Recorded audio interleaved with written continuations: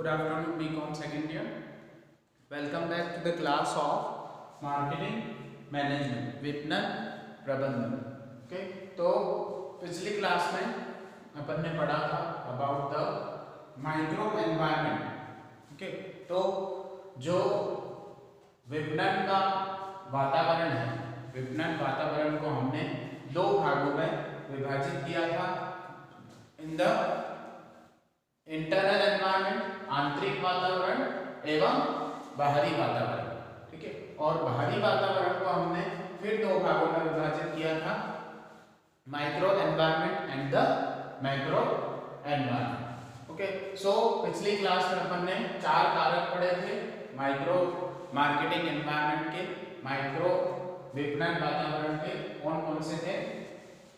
पहला था ग्राहक, ठीक है, दूसरा था विपणन बिचौलिए, ठीक है, मार्केटिंग इंटरमीडिएट, कस्टमर्स ग्राहक, मार्केटिंग इंटरमीडिएरीज, विपणन बिचौलिए.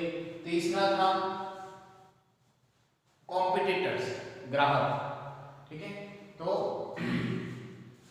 प्रतिस्पर्धी या प्रतिभागी, ठीक है, और उसके बाद था आपका प्रोडक्ट. ठीक है, तो इस तरह से हमने चार कारक को पढ़ा जो कि micro environment, micro marketing environment का हिस्सा है. ठीक है, आज हम पढ़ेंगे macro marketing environment, that is the macro विपणन वातावरण. ठीक है, तो मैक्रो वातावरण, मैक्रो एनवायरनमेंट जो है उसके अंदर वो सभी कारक, वो सभी बल आते हैं जो अधिकांश समाज का एक हिस्सा है. मैंने आपको बताया था कि माइक्रो एनवायरमेंटल फैक्टर्स जो होते हैं, ठीक है, माइक्रो मार्केटिंग फैक्टर्स जो होते हैं वो किसी पर एक स्पेसिफिक इंडस्ट्री के लिए होते हैं. ठीक है, वो हर इंडस्ट्री के लिए, वो जो उद्योग है हर उद्योग के लिए, या हर विपणन की जो एजेंसी है, मार्केटिंग एजेंसी जो है, उन सभी के लिए अलग अलग होते हैं. ठीक है, कारक वही रहते हैं पर वो उन कारक का जो स्तर होता है, ठीक है, उन फैक्टर्स का जो इंटेंसिटी होती है इफेक्ट करने की, वो सभी की अलग अलग होती है. ठीक है, अब हम बात करते हैं macro environmental marketing environmental factors की, मैक्रो विपणन वातावरण. ठीक है, तो ये पूरे अधिकांश समाज के लिए जितने भी उसमें उद्योग है, जितनी भी उसमें विपणन की एजेंसीज हैं, उन सभी के लिए ये समान होते हैं. ठीक है, तो और ये पूरे इकोनॉमी, आर्थिक स्तर के कारक होते हैं. ठीक है, तो इसके अंदर सबसे सर्वप्रथम आता है, सबसे पहले आता है अपना जनसांख्यिकी.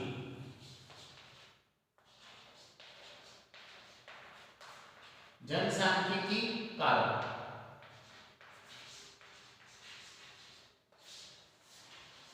डेमोग्राफिक फैक्टर,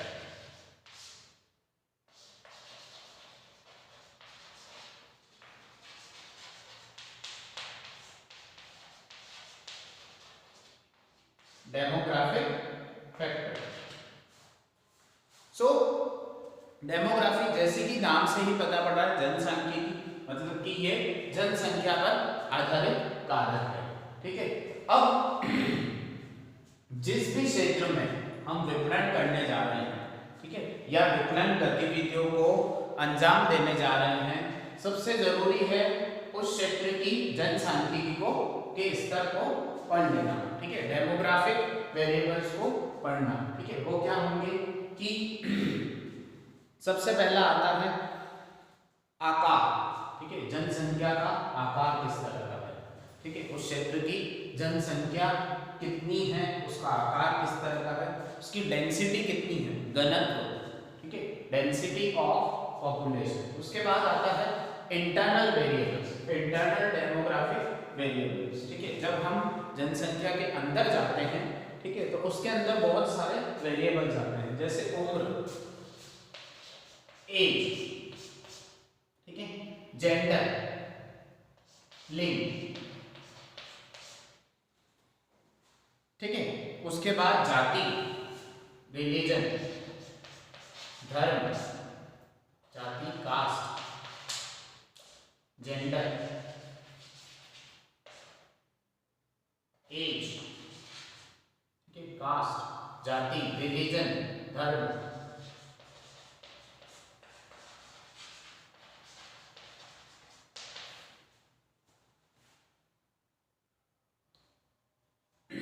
ठीक है, और आय, इनकम, ठीक है। तो ये कुछ कारक हैं, ठीक है, ये कुछ जनसांख्यिकी कारक हैं जो कि किसी भी क्षेत्र की विपणन को प्रभावित कर सकते हैं, ठीक है। अब किस तरह से, जब हम जनसांख्यिकी की अनुसंधान करते हैं, उसके एनालिसिस करते हैं, ठीक है, तो हम क्या कर सकते हैं, पूरा जो बाजार है, ठीक है, जहां पर हम विपणन करने जा रहे हैं, ठीक है, जहां पर हम मार्केटिंग करने जा रहे हैं, जहां पर हम विपणन करने जा रहे हैं, उस बाजार को हम विभाजित कर सकते हैं खंडों में, ठीक है। That is known as the market segmentation,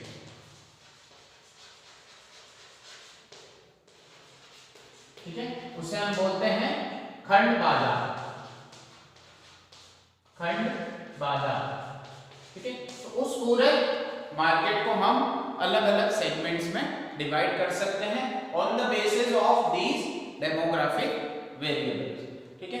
तो उससे क्या होता है कि जैसे ही हम मार्केट को सेगमेंट करते हैं, ठीक है, उसके बाद हम ये आइडेंटिफाई कर पाते हैं कि हमें हमारा जो उद्देश्य है, ठीक है, हमारा जो उद्देश्य है वो, और जो हमारा मांग है, हमारी जो मांग एवं वस्तु एवं सेवाएं हैं, ठीक है, वो कौन से सेगमेंट, कौन से खंड को, कौन से खंड के बाजार को हम टारगेट करके चलते हैं, जिसे हम बोलते हैं लक्षित बाजार, जिसे हम बोलते हैं लक्षित बाजार, टारगेट मार्केट,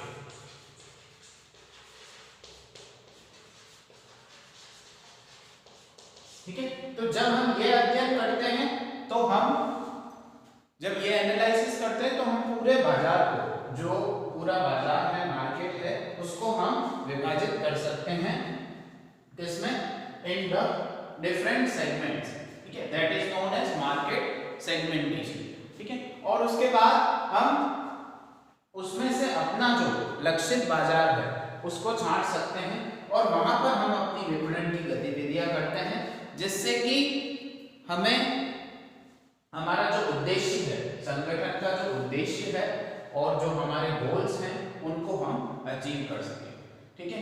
क्योंकि क्या होता है कि जब हम मार्केट्स को सेगमेंट करते हैं, ठीक है, जब हम बाजार को खंडों में विभाजित करते हैं, तो वो जो लक्षित बाजार जो होते हैं, ठीक है, वो जो सेगमेंट्स बनते हैं, उनके अंदर इस तरह के लोग होते हैं जिनकी जो नीड्स हैं, जिनकी जो इच्छाएं हैं, जो उनकी जरूरतें हैं, वो समान होती है, ठीक है। तो हमारे लिए आसान हो जाता है कि हम एक ही जरूरत रखने वालों जो ग्राहक हैं, उनकी इच्छाओं की पूर्ति कर रहे हैं अपने माल एवं वस्तुओं द्वारा, ठीक है। तो सबसे पहला जो है वो है डेमोग्राफिक फैक्टर। उसके बाद आता है अपना आर्थिक माहौल, इकोनॉमिक कंडीशन,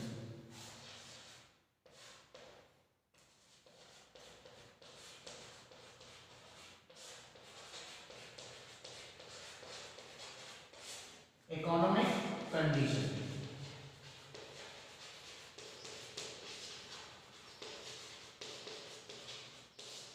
ठीक है, आर्थिक माहौल।